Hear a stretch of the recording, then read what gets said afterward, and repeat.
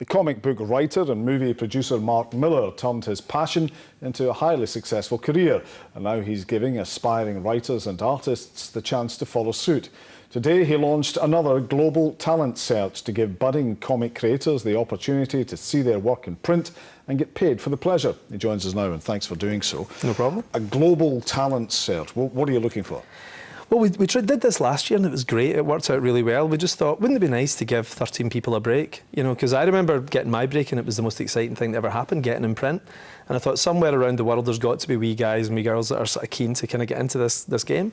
So last year we tried it and we put out a global initiative. We launched it in the New York Times and we got like 5,000 entries or something. You know, and we whittled it down to the 13 best people and got them in print and we paid them for it, and we're doing the same again this year. So I hope this time it's as good. We launched it in New York today at 12 o'clock and already we've got submissions in, which is crazy. And you look at a lot of them, you and a small group of friends. I do, yeah. Well, it's funny, I thought there'd be like 20 folk or something would send something in. I thought this would be quite easy, and we got literally thousands. So I roped in some pals as volunteers. I took a week off work, which was great. We just went down the pub and we sat and read through all the submissions, you know.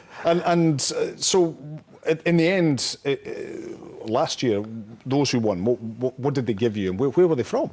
It was funny, they were from everywhere. I mean, I thought it might be very Americo-centric and everything, but it was from everywhere. We had guys from Nigeria, we had a girl from India, and you never really think, when you're sitting making up these stories in Glasgow or whatever, you know, you never imagine that anybody's reading this stuff in Nigeria, you know.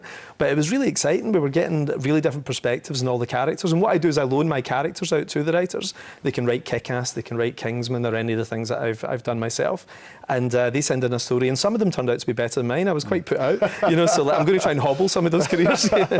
And surprisingly, given your own background, actually not so many Scots. No, there was one guy from Scotland, and I thought, oh, that's good. It's nice to have a Scottish guy in there, you know. And then it turned out he was a New Zealander who was living in Scotland, and he was terrific. He's going to be great. So. And what sort of future do these guys have? Are some of them seriously good, do you think? Yeah, I think, like, I mean, out of thousands, you're going to find some really good people. And I think everybody that we published this year, we're going to do an annual every year. We call it a new talent showcase.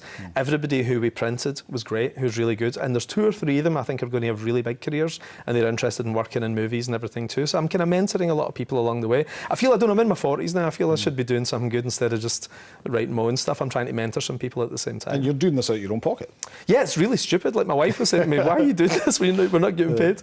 But like, I think it's quite nice. I've had a really lucky career, and I've really enjoyed doing it. And it just seems a bit selfish to pull that ladder up behind you. So like I say, for 12 weeks, we have this initiative every year now, and I'll take, like I say, a week out to sit and read through the stuff, and then we announce it at Christmas, December 23rd. We're going to put a video up and say who the 13 best people are from around the world. So how do you manage to take a week out? Because as I understand it, your life's planned years ahead now. I know, it's crazy. I know everything I'm doing every week up until 2019, which is crazy. But like, but it's actually just because I'm lazy. I just spread it out. You know, so. and in movie terms, it can go even further. Yeah, it's funny. I mean, already, like, for example, today I was talking to somebody about an actor that we want to use for a trilogy of movies, and we were figuring out what age this actor was and what age they're going to be in 2022, and we just thought, will he even be alive in 2022? You know? So it's funny, you do have to really think ahead with this stuff, because you've got to book guys in ahead and make sure they're going to be around. You know, if it was Glaswegians, we know they'd be dead by 20. You know, so. We've got a couple of tweets. Stephen Galazzi says, where do you see the future of comics going in the digital age? Books and on screen, he's referring to both. I think, you know, we're in a really nice wee ecosystem right now where I tend to write a comic. Like Civil War, for example, the movie that we had out, the Marvel movie this year. I wrote that book in 2006, and it comes out 10 years later as a film.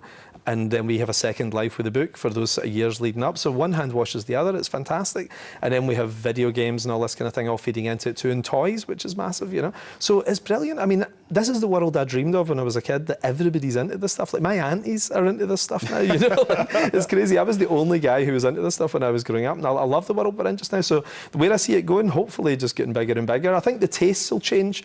Like, it might not always be superheroes. We've had superheroes for 16 years now. Like, you know, X-Men was summer 2000, and I think we've still got a good 5 years left of the whole superhero thing, but it'll just shift into another type of comic thing now. Like, Hollywood's just in love with the form, and they actually tend to make really good movies and very profitable movies, and as long long as that's the case, they'll keep making them, thank God. And that's the future, looking to the past. Aaron says, what are the films or books you would cite as your inspirations? Oh, for me, it's really simple. Superman the movie was the thing that's got me to do this as a job. Like, I saw that when I was 8, even more than Star Wars and more than Jaws, which I also love, and The Godfather and everything.